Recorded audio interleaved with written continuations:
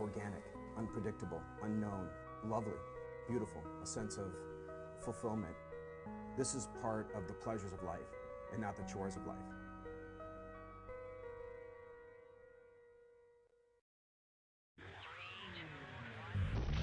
Coming up on Daily Iowan TV, the Hampshire of the future. We have what's in store for the new Hampshire building very soon.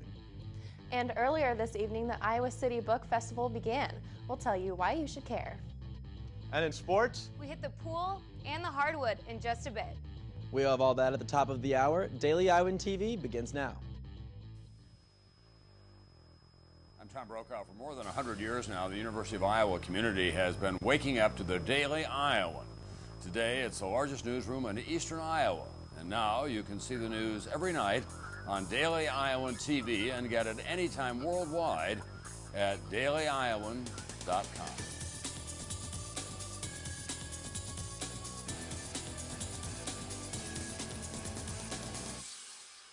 Good evening, everyone. I'm Tasha Woods. And I'm Reed Chandler. Thanks for tuning in tonight. As Hampshire undergoes recovery efforts from the 2008 flood damage, officials talked to the public today about what they are able to do without a building. Officials say Hampshire's mission has always been to bring the arts into areas of the public where it's lacking. One way they continue to push this mission without a building is through outreach programs in public schools combating bullying. Those involved with Hampshire say they've worked with communities both locally and across the country, collaborating with other colleges at the UI. Executive Director of Hampshire Auditorium, Chuck Swanson, said this about their response to the flood.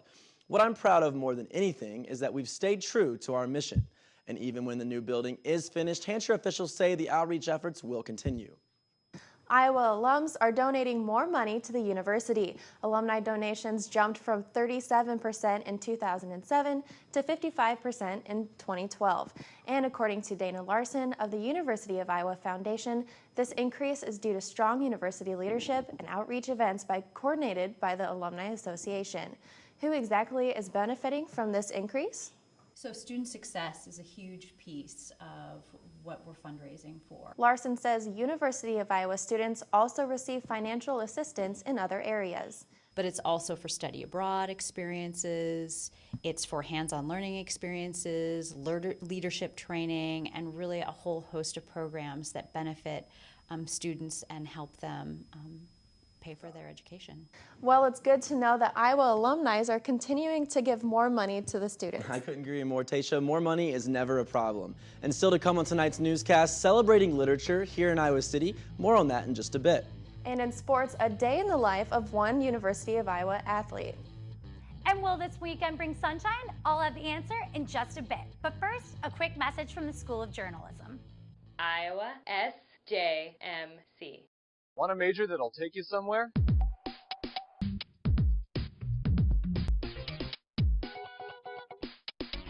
I joined and now I make videos for the university.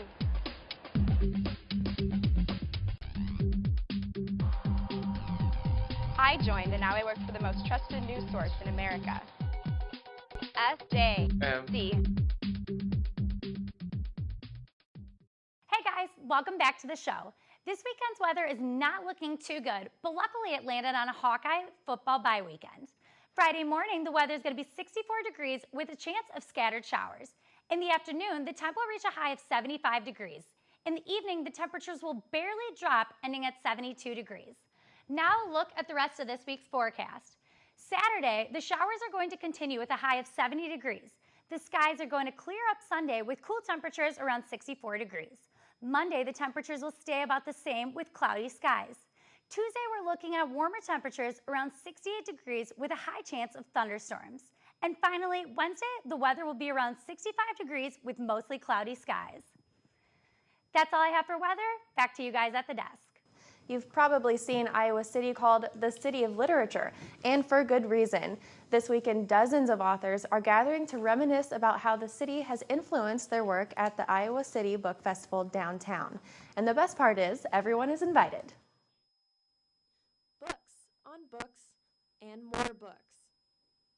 The millions of books that are contained within various bookstores and libraries will be celebrated this weekend along with their authors.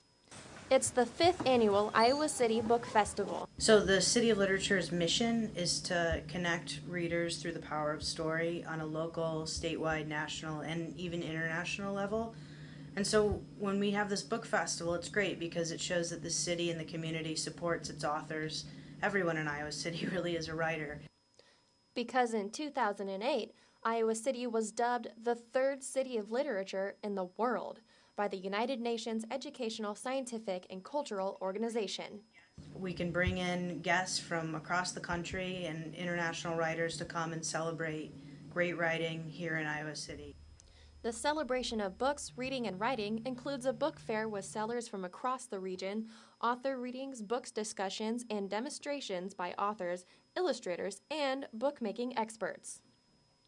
So next time you pick up a book in Iowa City, remember you're taking part in a legacy of literature known across the world. If you want to write, this is the place to be. Tasha Woods, Daily Iowan TV. And now to take a look at what's happening beyond Iowa. Libyan Prime Minister Ali Zidane was abducted for a brief time on Thursday. The kidnapping was believed to be a retaliation for a U.S. raid that resulted in the capture of an al-Qaeda suspect. A government spokesman has since come out saying Zidane was finally released. House Speaker John Boehner has offered a debt expansion in the wake of the government shutdown. Republicans would vote to extend the government's ability to borrow money for 6 weeks, but only if President Obama agrees to renew negotiations on the budget cuts. The government shutdown will continue even if this agreement is reached. Endurance swimmer Diana Nyad has raised over $105,000 to benefit victims of Hurricane Sandy. The 64-year-old swam for 48 hours in a special pool in one of Manhattan's most bustling intersections. And Tasha, no pregame this week. It's kind of weird not having Hawkeye football to look forward to this weekend. Yeah, Reed, but there's a lot of black and gold sports on the schedule this weekend, and to get us caught up on everything Hawkeye sports, let's toss it over to you, the Daily Iowan Sports Studio, where Danny Payne and Allie Rassley are standing by. Guys? Hello and welcome back to the Daily Iowan TV Sports Studio. We're doubling up on this Thursday edition of the program alongside Miss Allie Raisley. I'm Danny Payne. Danny, no pregame show this week, but still a lot to get to on the program today as we head to both the pool and the hardwood. And we'll start on that hardwood alley where expectations could not be higher for Fran McCafferty's 2013 Hoop Squad, with 3 seniors all looking for an NCAA swan song before leaving campus here in Iowa City. Players and fans having a lot of fun yesterday at Media Day, as you can see here. But life as a D1 athlete, not all the glitz and glamour it may appear to be. We spent the day with one of Iowa's 3 seniors mentioned earlier to a different perspective on the life of a student athlete. Daily Iowan TV Sports' Lauren Moss has more. This is Lauren Moss. I'm standing here with Zach McCabe of the Iowa men's basketball team. We are going to get personal and play some ball today. You ready? Let's do it.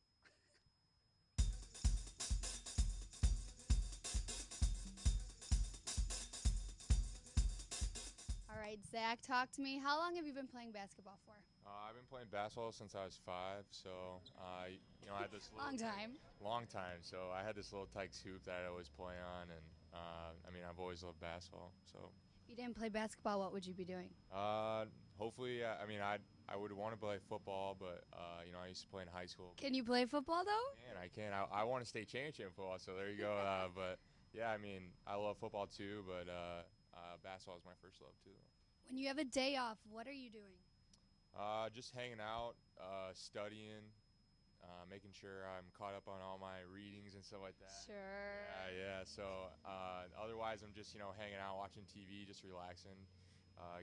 Just trying to catch up on one of our days off. And why did you decide to come to Iowa? I decided to come to Iowa because the academics, a great academic school, and it's a great community around here. It's a college town, and you get that vibe when you first come here, and it's just a great place to go to school. What is your favorite food? My favorite food, I would say, unfortunately, it'd probably be cheeseburger. I like cheeseburgers and stuff like that. Ryan McCaffrey, cover your ears. Yeah.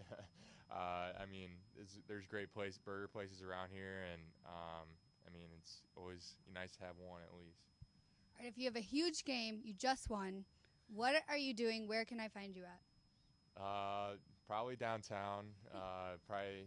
He's 21. Yeah, I'm 21. So, you know, celebrating with friends and some teammates and stuff like that. So, you know, don't get too crazy, but just, you know, celebrate a little bit. And this is your senior year. You're graduating soon. What are you doing after school?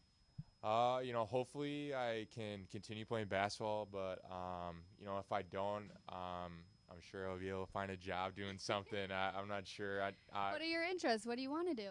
You know, something in sports business, you know, something like that, marketing, whatever. So, I mean, I've been in contact with some people, so you never know. Yeah, yeah. So you never know, but yeah, hopefully I can continue playing basketball. All right, awesome. Thank you, Zach. Yeah, thanks. Hoop's not the only thing on the program this evening. We're heading poolside as well. That's right, Allie. While Fran's bunch may be gearing up for their latest campaign, the Iowa men's and women's swim teams have already made a splash in 2013. We toss it over to our swimming insider, Rebecca Swibes, with our first report from the pool this year. The Hawkeyes opened their season at the University of Michigan, where the men went face-to-face with the defending national champions.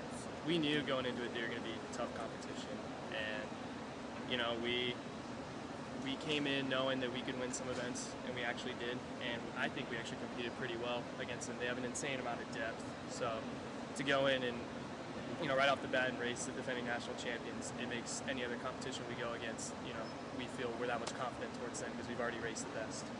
The women's team also had a strong presence while in Ann Arbor. And the women's team is really pretty similar to us. They're usually in like the 8th or 16th spots at Big Ten, so it was really cool to get to race those drills at the beginning of the season and see how we'll match up towards the end of the season at Big Tens. The season opener against the Wolverines helped the Hawkeyes set goals for the upcoming season. I'm looking forward to having a lot of guys qualify for NCAAs, definitely bring more of a presence there, and as well as go for some wins at Big Tens. The Hawkeyes will be back in the water this Friday for their annual black and gold dual meet. I think we're putting together a really good lineup. It's gonna be a tight race, but I'm really hoping for black teams to pull the win here. For how close of a team we are, we actually get really competitive against each other. We treat it like we're going against, you know, our rivals. So we're already, you know, giving each other smack talk throughout the week, and gold team rules. Gold team's gonna win. So go Hawks. Rebecca Swibes, Daily Iowan TV. Unfortunately, that's going to do it for us here in the Daily Iowan TV Sports Studio. A lot on the schedule for the program next week, and be sure to join us for next Thursday's as pregame goes live ahead of a massive showdown with Ohio State in the Horseshoe. And of course, you can always join us again this coming Sunday, same time, same place, but for now, it's back to you at the desk. Well, that is all the time that we have for you guys tonight. But make sure to catch our Friday's edition of the Daily Iowan. Read about the new project that's bringing the University of Iowa, Kirkwood Community College, and the Iowa City School Districts to join forces.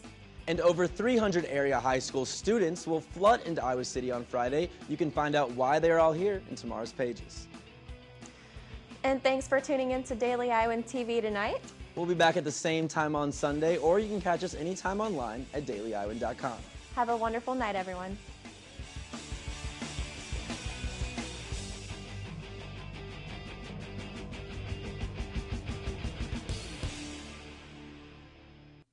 Can't pick up a copy of the Daily Iowan?